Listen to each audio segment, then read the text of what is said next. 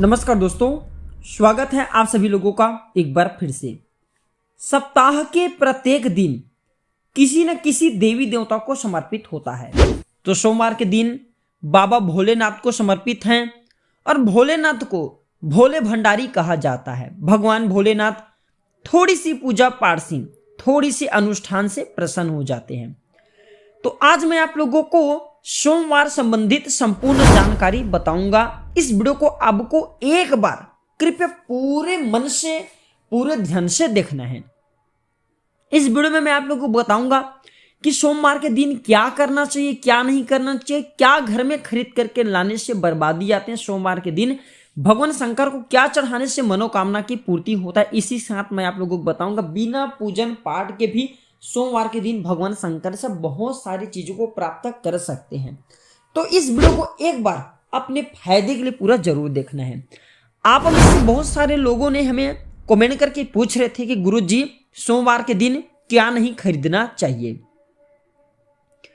तो सोमवार के दिन ऐसा माना जाता है अनाज, कला से संबंधित वस्तु, कॉपी किताब, खेल के सामान, गाड़ी, इलेक्ट्रॉनिक, ये जो सब चीज मैं आप लोगों को बता रहा हूं इससे खरीदना अशुभ माना जाता है। सोमवार के दिन भगवान शंकर को बहुत प्रिय होता है। अगर इस दिन चंद्रमा संबंधी कुछ भी चीज आप खरीदते हैं तो इससे शीतलता की प्राप्ति होता है। तो जैसे कि सफेद रंग चंद्रमा का प्रतीक होता है, भगवान शंकर का प्रतीक माना जाता है। भगवान शंकर के गुरु स्वयं चंद्रदेव कहे गए हैं। जो द्विज तिथि के चंद्र कहे गए हैं भगवान शंकर के गुरु हैं।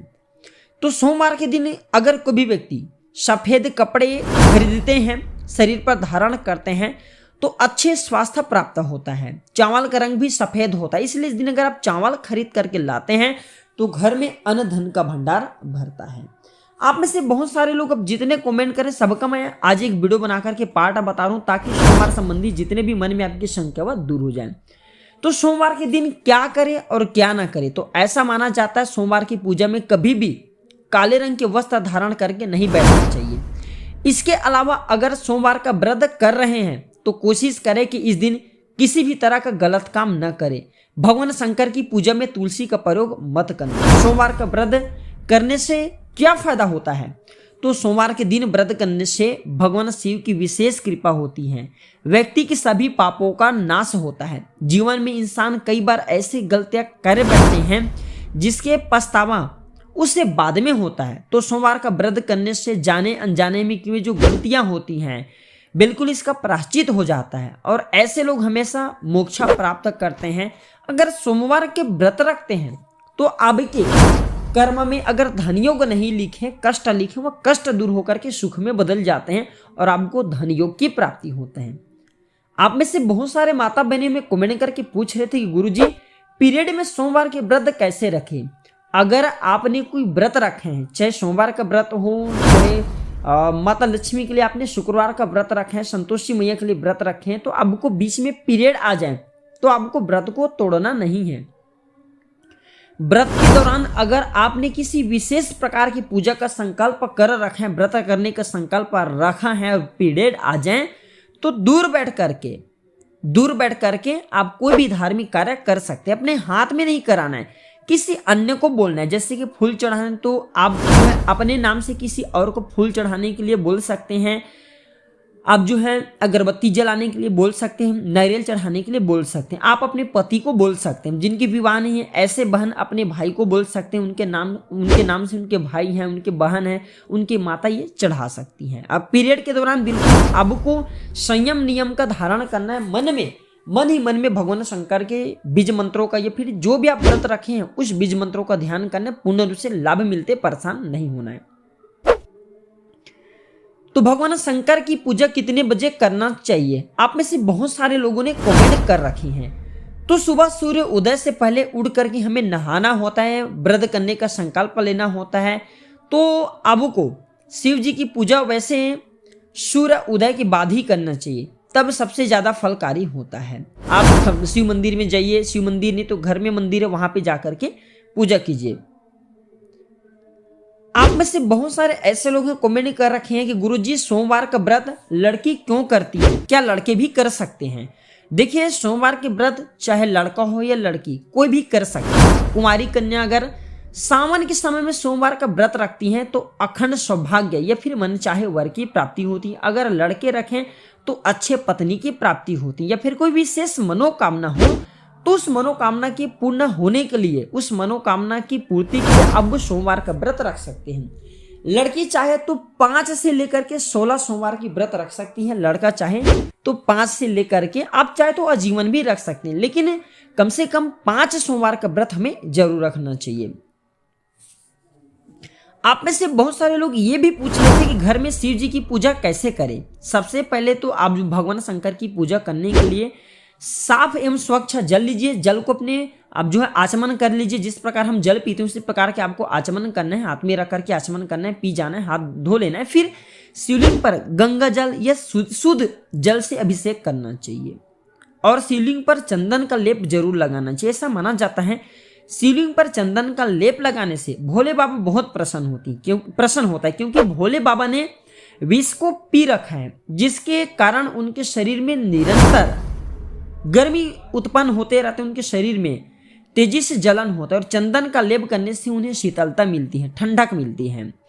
आप चाहे तो शिवलिंग पर बेलपत्र है, फूल हैं, जो धतूरे हैं, या फिर आप चाहे तो पंचामृत भी भगवान शंकर को चढ़ा सकते हैं और 108 बार ओम नमः शिवाय मंत्र का जाप करें तो इससे भी भगवान भोलेनाथ बहुत प्रसन्न होते हैं। बहुत सारे लोग हमें पूछते हैं क्या गुरुजी सोमवार के व्रत रखे हैं या फिर कोई व्रत रखते हैं, क्या उसमें हम चाय पी सकते हैं? देखिए उपवास की अवधि में अगर आप चाय पीते हैं तो वैसे तो अनुमति नहीं है, लेकिन अगर आप चाय पीते हैं तो ये भूखमरी से बचाता है, भूख को दूर करता है। उपवास की अवधि में बीच में आप चाय पी सकते हैं। अगर आपने जैसे कि निर्जला व्रत रखें तो इस समय न पिए, बाकी व्रत के दौरान आप चाय पी सकते हैं, इसमें कोई दोष नहीं है। आप में से बहुत सारे लोग कुछ गलतियां करती हैं। आप में से बहुत सारे लोगों ने हमें कमेंट कर रखे हैं कि गुरुजी भगवान शंकर की पूजा में क्या नहीं करना चाहिए, क्या नहीं चढ़ाना चाहिए। तो भगवान शंकर जी की पूजा में केतकी का फूल नहीं चढ़ाना चाहिए, तुलसी की पत्ती भोग के लिए नहीं चढ़ाना चाहिए और संग से भगवान शंकर का अभिषेक नहीं करना चाहिए, क्योंकि भगवान शंकर ने संगचूर्ण नामक दैत्य को मारा था। और यहाँ तक कि कुमकुम या फिर सिंदूर हैं ये भगवान शंकर को नहीं चढ़ते, नारियल का पानी भी भगवान शंकर को नहीं चढ़ते और इसी के साथ हल्दी भी भगवान शंकर को नहीं चढ़ाए जाते। बहुत सारे लोगों ने आप में से कमेंट कर रखे कि गुरुजी लड़कियों को शिवलिंग की पूजा क्यों नहीं करना चाहिए।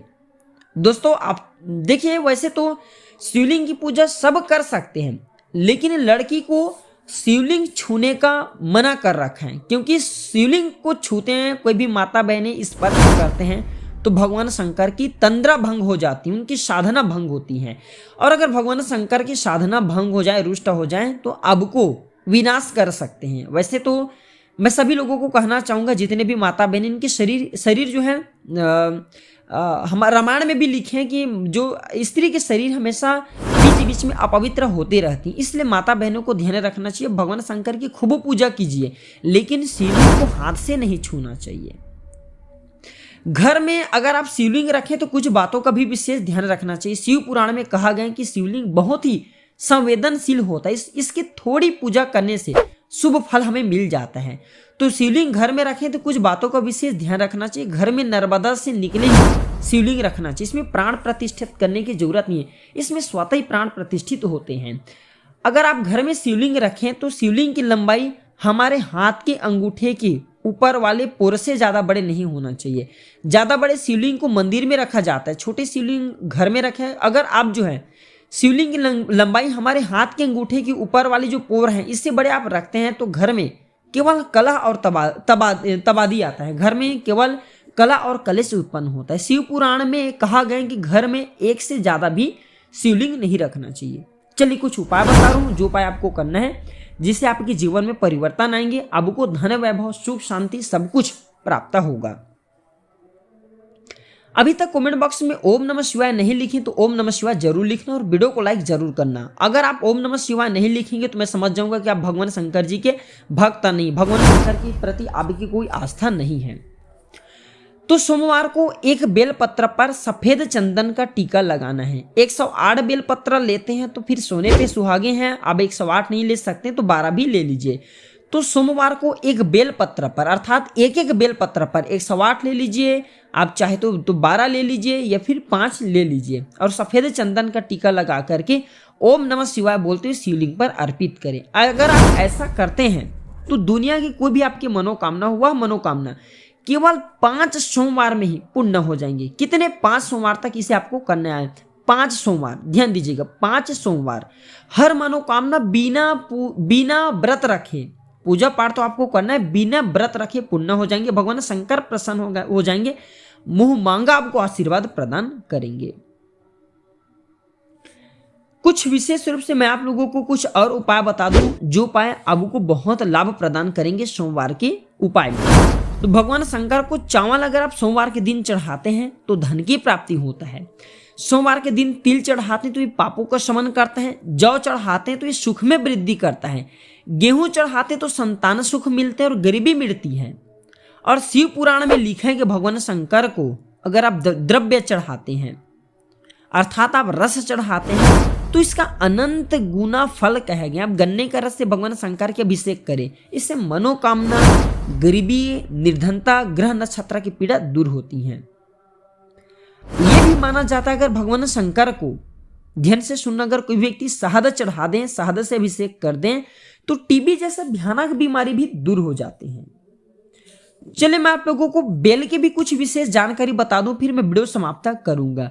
बिल वृक्ष के आसपास ऐसा माना जाता है बिल्कुल ही सांप नहीं आते और बिल वृक्ष घर में लगाने से भगवान शंकर बहुत प्रसन्न होते हैं।